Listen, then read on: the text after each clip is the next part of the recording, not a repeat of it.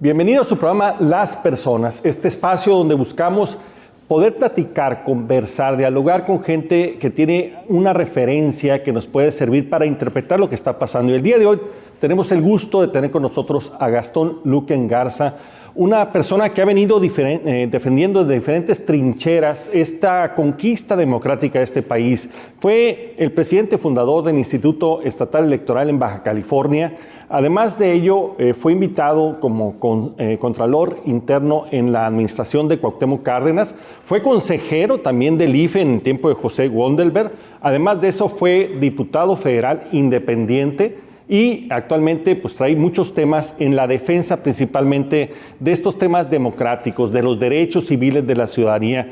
Gastón, muchas gracias por hacernos el favor de acompañarnos. Al contrario, gracias Marco, muy amable de estar aquí con ustedes, felicidades por el programa. Si me permites nada más en abuso de confianza, una precisión, no fui diputado independiente, aunque ahora es la nueva modalidad, fui lo que llaman un diputado ciudadano, es decir, yo sin militar en un partido político me invitó a Acción Nacional y con mucho gusto acepté la invitación y me tocó ser, digamos, representar a Acción Nacional. Nada más si me permites la precisión. Claro que sí. Porque no lo van a decir, oye, pues fue independiente antes de que los hubiera, ¿no? Exacto. Ahora ya los podrá ver, pero bueno, ese es otro tema. Gastón, pero lo que hemos visto es que es una carrera muy rica en diferentes enfoques. Te ha tocado participar en diferentes momentos que han sido muy importantes en la construcción democrática de este país.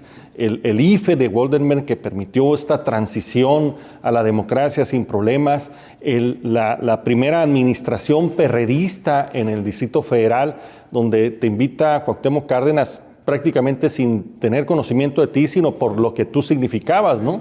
Yo siempre he dicho, medio en serio y medio en broma, que él me invitó porque no me conocía. Ajá. Porque si me hubiera conocido, posiblemente no me hubiera invitado.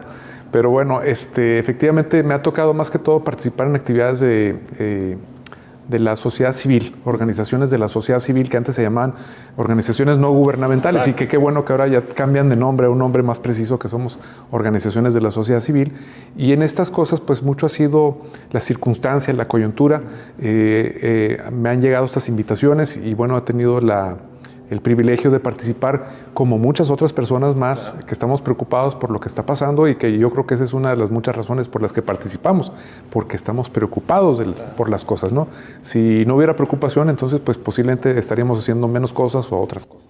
Y algo que te distingue, Gastón, es que siempre has guardado una línea, ¿no? Una línea vertical, y son de las cosas que hay que reconocer. Gracias. ¿Cómo has visto el crecimiento de esta democracia incipiente en este país? Porque a veces decimos, es que esta democracia le encontramos muchos defectos, pero es muy reciente, ¿no? Sí, efectivamente, yo diría que tenemos en nuestra historia de más de 200 años en México, ha habido dos cachitos de esa historia donde formalmente tenemos un régimen o un gobierno democrático de alguna naturaleza, ¿no? El segundo de estos cachitos es del 97 para acá, de la mitad del sexenio del presidente Zedillo, donde en el 97 la Cámara de Diputados ya deja de ser de un solo partido mayoritario. Y digamos, el PRI, que era el partido que hasta entonces tenía la mayoría, pierde el control en la Cámara y eso se marca, digamos, como un hito histórico a partir del cual tenemos un esquema más democrático y se ha venido enriqueciendo o modificando en términos formales, es decir, tenemos reformas políticas, tenemos leyes que sustentan un esquema democrático como país, tenemos elecciones pues, que son mucho mejores en términos generales de las que había antes de estos procesos y yo creo que tenemos que ver eso en perspectiva, es decir, exacto, del 97 para acá, pues, ¿qué van a hacer? Estamos hablando de muy pocos años. Muy pocos años. Hablando de 18 años, sí, ¿no? es muy pocos años y es lógico que queramos que los beneficios que trae la democracia, que son un Estado de Derecho, que son un mejor estado de justicia, un Estado con menos corrupción, no sin corrupción, porque eso no existe en el mundo, que trae una serie de bondades y ventajas que no hemos visto como quisiéramos. Entonces falta que la realidad alcance a la formalidad. Y yo creo que mucho eso depende no de los demás, sino de nosotros. Es decir, yo creo que a veces pensamos que las cosas no marchan bien porque alguien que no es nosotros no hace su trabajo, ¿no? Y eso creo que también es una condición humana. Pero yo creo que uno de los elementos fundamentales para que pueda haber un sistema democrático que funcione razonablemente bien, porque no hay perfectos, es que haya más ciudadanos. ¿Y eso qué quiere decir? Bueno, yo creo que hay muchos habitantes, hay muchos residentes, hay muchos pobladores, pero no hay suficientes ciudadanos. Buenos para exigir los derechos, malos para cumplir las Exactamente, es obligaciones. decir, un ciudadano es aquel que trata de cumplir con sus derechos y a partir de trata de cumplir con sus obligaciones y a partir de eso, entonces puede estar en posición de reclamar sus derechos. Y un habitante o un poblador o un medio ciudadano es aquel que desde la conveniencia de nada más reclamar los derechos, pero no cumplir con las obligaciones, pues está en una posición que no debe estar. Entonces, al revés, entre más ciudadanos tengamos, yo creo que tendremos mejores políticos. Exacto. Entre más ciudadanos tengamos, tendremos menos problemas. Entre más ciudadanos tengamos, tendremos mejor progreso. Porque aunque nos duela, lo que representa el gobierno, lo que representan los políticos es a la propia sociedad. Si la sociedad no ha avanzado, pues no podría por qué avanzar ni los gobiernos, ni los partidos, ni los políticos, ¿no? Mira, lo que voy a decir puede ser que sea incómodo y no pretendo ser imprudente, pero los gobiernos en general son un reflejo de la sociedad. Sí. Entonces, es un poquito como vernos en el espejo y no nos gusta lo que vemos en el espejo. Y queremos tener otro espejo posiblemente o queremos no vernos en el espejo. Entonces, yo creo que el cambio debe empezar por nosotros. Claro. Y yo creo que esto no excusa a que los políticos no hagan bien su trabajo. Esto no es excusa para que quienes tienen una responsabilidad pública no hagan bien su trabajo. Es decir, cada quien tiene que poner lo suyo. Pero yo creo que es más fácil a partir de nosotros tratar de hacer lo nuestro y poder exigir. Las buenas sociedades construyen buenos gobiernos, buenos partidos, buenos políticos. Así es, ¿no? Así es. Ahora, no cabe duda que una de las instituciones que fue fundamental en esta conquista democrática fue el primer IFE ciudadano, que a ti te tocó participar.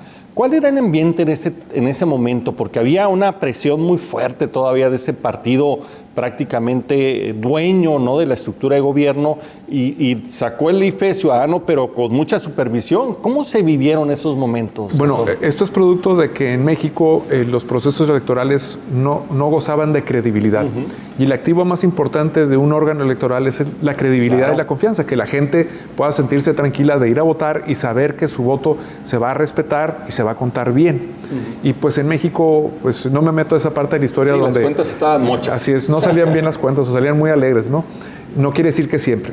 Y entonces México se va a un esquema que casi ningún país del mundo tiene.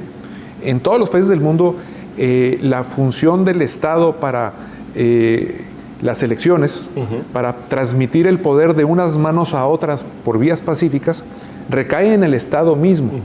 Y en el caso de México, el Estado mexicano dice, yo ya no quiero esta función y se la voy a pasar a unos ciudadanos para que ellos sean los que lo hagan.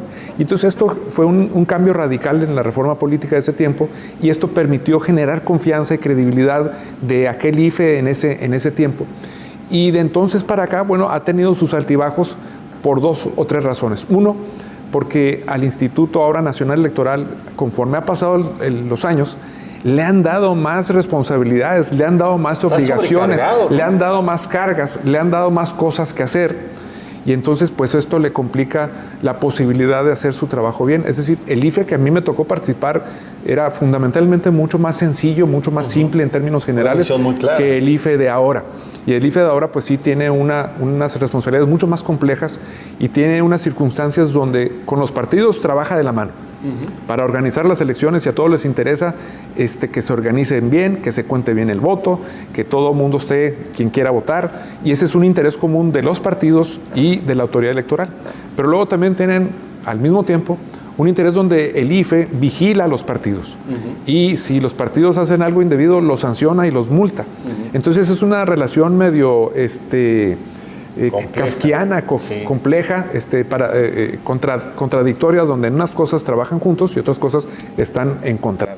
Sin embargo, después de construir esta institución, de demostrar que se podía recuperar la credibilidad en los procesos, pues viene la elección del 2006, ¿no? Y se le cargan todas las pulgas al IFE y se meten los partidos y convierten después en esta otra reforma política en algo muy extraño que es el Instituto Nacional Electoral, que como tú dices está sobrecargado de responsabilidades y digamos ha ido partidizándose los consejeros, ¿no? Sí, y yo creo que la reforma más reciente tuvo sus claroscuros. Yo creo que es 2 pasos para enfrente y 1 para atrás, o capaz de 1 para enfrente y 2 para atrás. Sabremos después de este proceso electoral qué tan buena fue la reforma, pero yo tengo mis asegúnes. Pero yo creo que uno de los elementos más complicados que ha tenido el IFE históricamente, a veces más, a veces menos, es que sí, efectivamente, se partidice. Es decir, que ¿quiénes son quienes nombran a los consejeros? Es el Congreso, es la Cámara de Diputados. ¿Y quiénes son la Cámara de Diputados? Pues los partidos políticos, es decir, el peso que naturalmente juegan los partidos políticos en la Cámara de Diputados, pues es inevitable que ejerzan de alguna manera sus preferencias naturales. Exacto. Que es un proceso normal en cualquier congreso. Así es. Y el IFE tiene ese riesgo de que cuando se partidiza es cuando generalmente las cosas no salen tan bien. Exacto. ¿Por qué? Porque se pierde credibilidad y confianza y entonces se entra una espiral, un círculo medio vicioso del cual es difícil salir. Entonces, ojalá que se encuentre un esquema para que los consejeros electorales pues puedan tener más autonomía e independencia de quienes son nombrados, pero la verdad es que no se nos ha ocurrido ahorita una mejor alternativa. Exacto. Pero si yo voy a ser sujeto de ti como juez, pero al mismo tiempo soy quien tiene la facultad de nombrarte, pues voy a tratar de nombrar un juez que por lo menos no sea muy severo conmigo, si no es que sea bueno conmigo. De nuevo, no es un problema más que de inevitable conflicto de interés y de condición humana que tenemos que encontrar la manera de disminuir o eliminar la manera. Y así está pasando en el IFAI, así está pasando recientemente en la Suprema Corte de Justicia de la Nación. No está mal el proceso, así se hace en otros países, pero digamos aquí se convierten en nombres del partido o nombres del presidente, que es lo que no sucede en otras democracias más maduras, ¿no? Yo creo que así es, hay una visión ahí cortoplacista que creo que en el mediano plazo, para empezar, le termina haciendo un daño al partido o a la persona que buscó colocar a alguien, digamos, de su buen ver, y efectivamente eso le termina haciendo un daño a la institución y al país. Entonces, pues, ciertamente esas son cosas que no deben de suceder y que nosotros como ciudadanos debemos estar pendientes y tener cuidado de no desanimarnos, tener cuidado de no decir al carajo, tener cuidado de no entrar en un círculo vicioso de pesimismo, de fatalismo, porque en la medida que eso suceda, es en la medida que se va generando distancia entre los ciudadanos y los políticos o los malos políticos. Y a quien menos le conviene esto es a los ciudadanos, y quienes más se benefician de esta distancia, de esta separación entre la política y la ciudadanía, son los malos políticos. Exacto. Entonces, esa es la medida que nosotros tenemos que tener cuidado de hacer una especie de reset mental y ver por dónde podemos participar. Yo creo que uno de los grandes caminos o oportunidades es el de participación ciudadana, y yo creo que lo hemos escuchado mucho. Sin embargo, muchos todavía nos preguntamos, bueno, ¿y eso qué es? ¿Cómo se come? ¿Qué puede hacer uno? Y la verdad es, yo creo que para mí una definición muy sencilla de participación ciudadana es simple y sencillamente hacer algo más de lo que tú haces en tu trabajo y en tu casa. Lo que sea adicional a eso es ganancia. Un grupo cívico para ayudar a un orfanatorio, a personas de la tercera edad, a algún asunto de tu colonia. En tu colonia hay una calle que está toda dañada. Bueno, si se juntan los vecinos y van juntos a buscar la autoridad correspondiente, no tiene para eso. Ser política nada más. Sí es, para nada. Es participación ciudadana, no necesariamente tiene que ser política, y puede ser política, y qué bueno que así sea quien tiene esas preferencias. Entonces yo creo que esa es una salida. El problema es que hay mucha gente que quiere participar, pero no sabe ni cómo, ni dónde, ni con quién.